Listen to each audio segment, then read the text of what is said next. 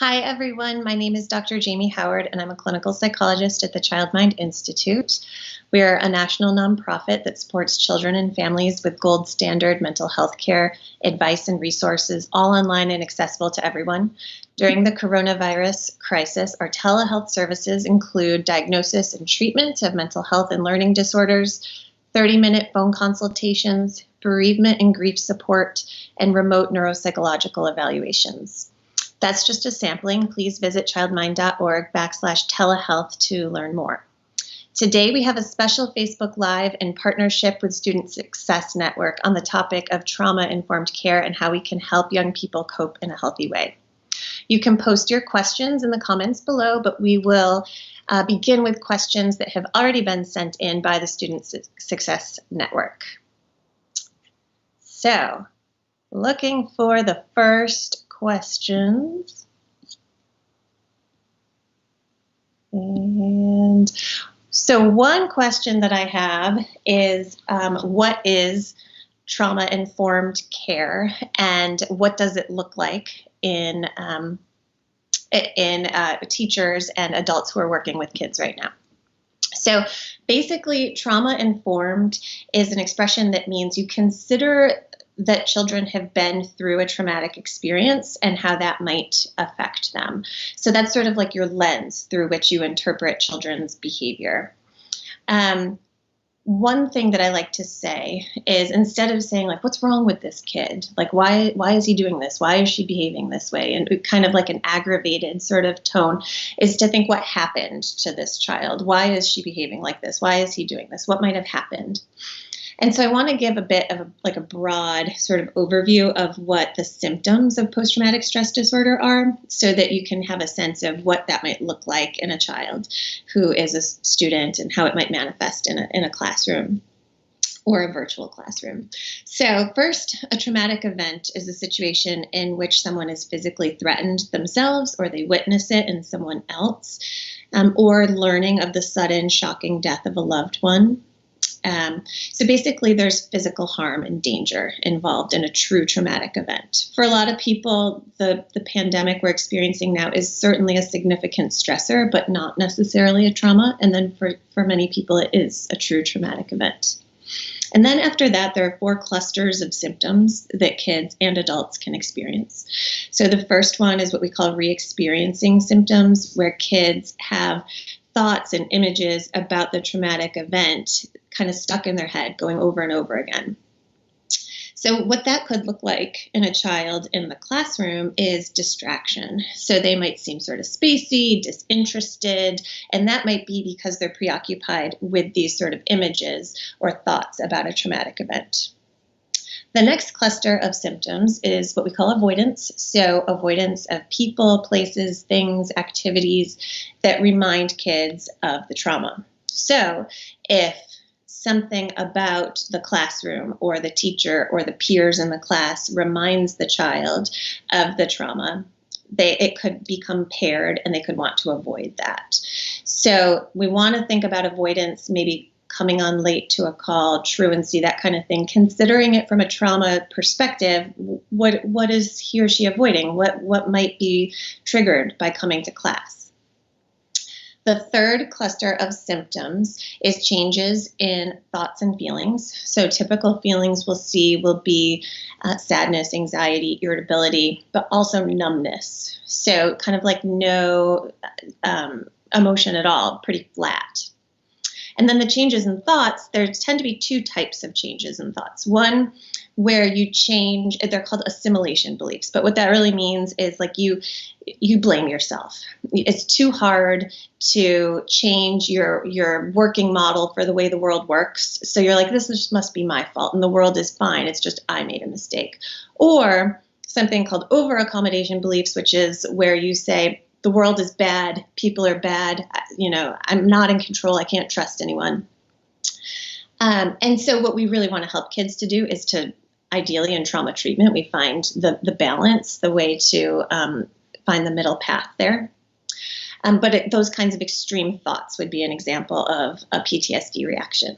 Then the last cluster of symptoms is physiological hyperarousal. So being on high alert, sort of really on guard for danger in your environment, and sort of a quick, snappy kind of response, maybe irritability. So that might look like a child who's being oppositional or who's being rude to the teacher. But that's not necessarily what's happening. From a trauma care kind of perspective, what we want to think is, what happened? Why is he doing that? Rather than, why is he, he's a bad kid. What could have happened to make him feel so irritable right now or be so snappy? So that is sort of the gist of the trauma care perspective. And what we want to do is, again, consider those symptoms and consider that a child may have been through something really difficult when interpreting a student or child's behavior. I have some more questions coming in here. So another question is, attendance has been low, which I sort of talked about a minute ago.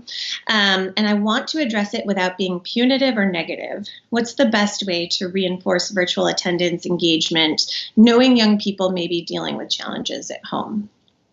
So something that you want to keep in mind with this trauma perspective is that the child might be avoiding this because of some kind of trauma trigger or because of practical reasons, which a lot of our kids are facing, right? So not everyone has 3 laptops with headsets and high-speed Wi-Fi.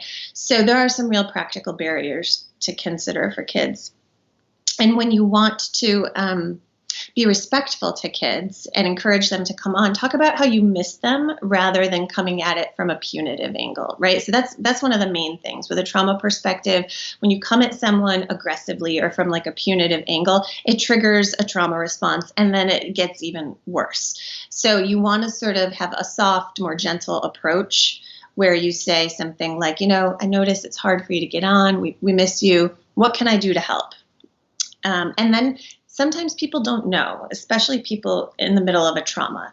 They don't know to say like, well, I could use a laptop, or, it would be nice if you could bring me lunch, whatever. When we're traumatized, we don't often have the capacity to think about what would be helpful for us.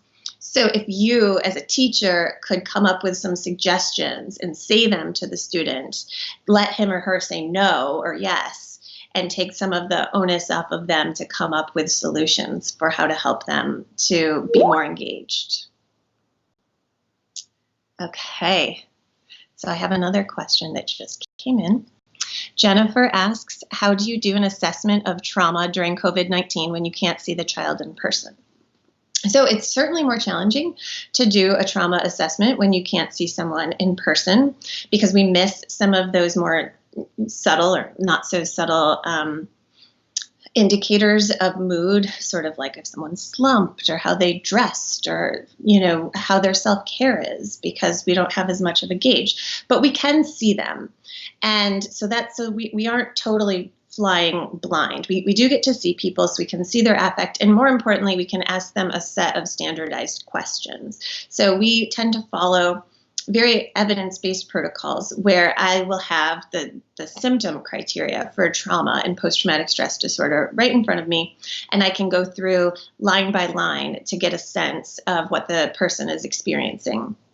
It's more of a scientific process and a structured interview than it is an opportunity to get a general sense about someone. So it's really through that structured interview that we would collect that information.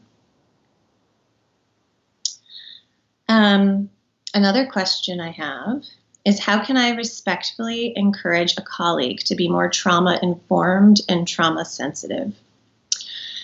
So, it's really tricky when someone is angry to try and tell them not to be. So if you're, if maybe your colleague is really irritated at a child and is like, he's doing this and he's being disrespectful, or I'm just sick of it. It can be hard to be like, well, maybe he's going through something. But if you were to try to talk to your colleague at a time when they're not actively angry, like maybe wait until the next day and say, I've just been noticing that so many of these kids are having a hard time even so-and-so who you mentioned yesterday was on my mind. And I'm just wondering how much of this has to do with the fact that, domestic violence rates are on the rise right now, and these kids are trapped at home with their parents, or child abuse isn't being called into ACS right now because we don't have the opportunity to lay eyes on these kids like we used to. And so some kids might be getting hurt and it's not going reported. But sort of like bring it up in a compassionate way, not when someone's actively angry, because then it will just feel invalidating to your colleague, because you have a right to be annoyed if you're working hard to teach and it's not going well. And we also want to be as compassionate as we can for these kids. And I think that we are going to have a brief break at this point. The Child Mind Institute is a national leader in children's mental health and learning disorders. In the face of the coronavirus pandemic, we are here to support all families. Whether you need help with remote learning, stress management techniques, or support for children who are in distress, the Child Mind Institute is available to help your family cope during this challenging time. We're here for you wherever you are. To request an appointment, visit childmind.org/telehealth.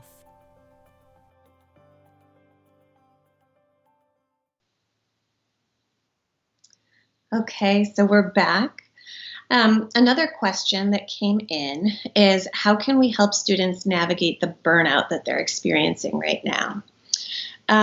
So, when I hear burnout, I think of a few different things. I think a lot of teachers is probably getting pretty burnout right now too, because you're doing kind of the same thing over and over, and feeling like kind of not very effective at it. And I think kids are feeling that way too.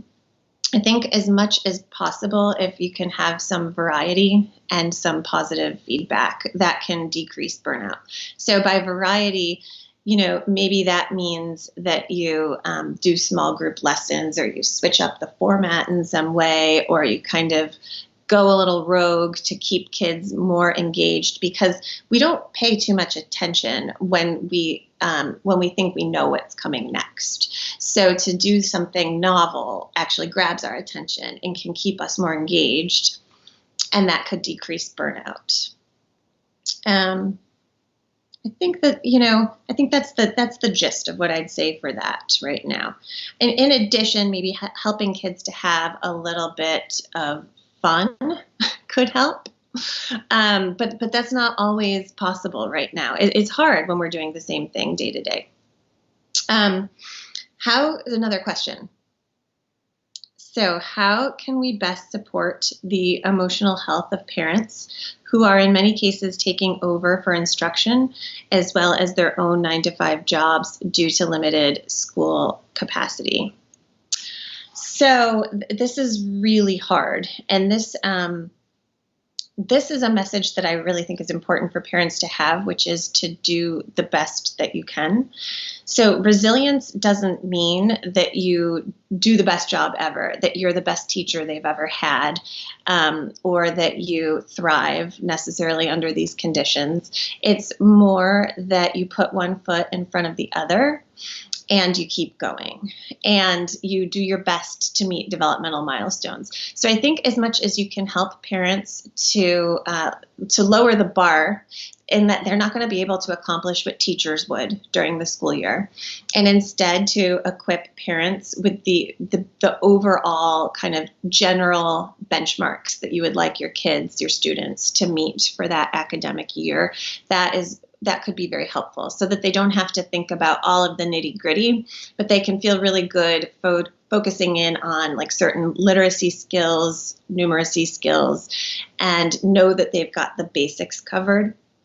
And if they do that, that's a success. Then they're like meeting their milestones, and you can go from there, and you can fill in the gaps as time goes on.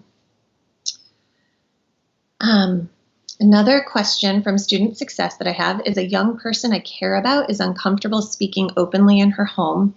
She lives in a studio apartment with mom, dad, and her little sister. How can I support her? She's 16. My texts get one word or no answers. So this is really tough. If you're willing to go the extra mile, I would recommend, texting and saying, do you feel comfortable talking to me over text? And if she says no, then say, could I tell your parent that I'm making house calls and I'm kind of going on socially distanced walks with all of my students, or with a handful of my students, and get that child out of the house and do a socially distanced walk to get a check-in. The reason I say why you might want to say you're doing it with many different kids is so that the parent doesn't feel on guard or nervous that they're getting in trouble in any way, because they really might be doing nothing wrong at all. And we wouldn't want them to say no if they feel that there's someone watching them to see if they trip up. So that would be my recommendation. Outside of the house is probably the only way they're going to feel comfortable at this time. Okay, so I have another question. Karen asks, can you speak to the relationship between trauma-informed practices and the content that teachers choose to teach? How can teachers take a trauma-informed approach to what they choose to teach?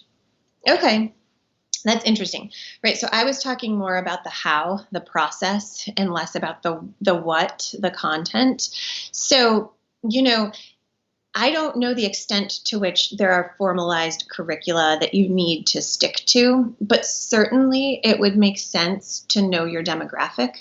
We work a lot with kids in underserved neighborhoods in New York City, where we go to provide free trauma treatment. And one of the things some of the things that we see a lot are community violence and parental incarceration. Right now, of course, there's a global pandemic, so it might make sense to teach kids about these topics in a very rational, sort of unemotional, compassionate way. So, for example, you might learn about infectious diseases right now. And that is actually almost a form of exposure therapy, where you're facing the fear and you're helping kids to develop a narrative, which is part of trauma treatment even. And you're sort of combating those avoidance symptoms, which are a key cluster of PTSD symptoms that I talked about. Similarly, with parental incarceration, you could do lessons on the Justice Department, the justice system, and get kids informed so that it's not only an emotional response, because it will be when it's personal, but there's also some rational evidence that they can use to weave into their emotional response and inform a healthy narrative about what's going on. So that's a good question. I think to the extent that you can tweak your curriculum to address the population that you're working with. We worked with some kids who were dealing a lot with worries about deportation, for example. Know your audience, and then you can sort of speak to that. Certainly don't avoid it. That's one of the things that is, people are very well-intentioned, and they think, I don't want to upset him, I'm not going to bring it up.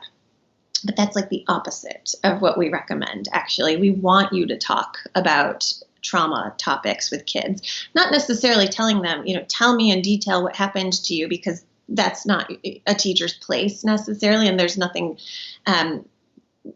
reason to do that. But you don't want to be squeamish, because it actually ends up making kids feel like, oh, what happened to me is so bad that even the grown-ups in my life can't talk about it. And we want them to know that we're okay. We can hear about it, we know about it, and we can hold that information. Last question. Anne asks, what can I do if a student is struggling with keeping up and doesn't want parents to step in and help with structure? That's tricky. So it depends on the age of the kid to some extent. I'm presuming this is a teenager, and of course they like to be very independent.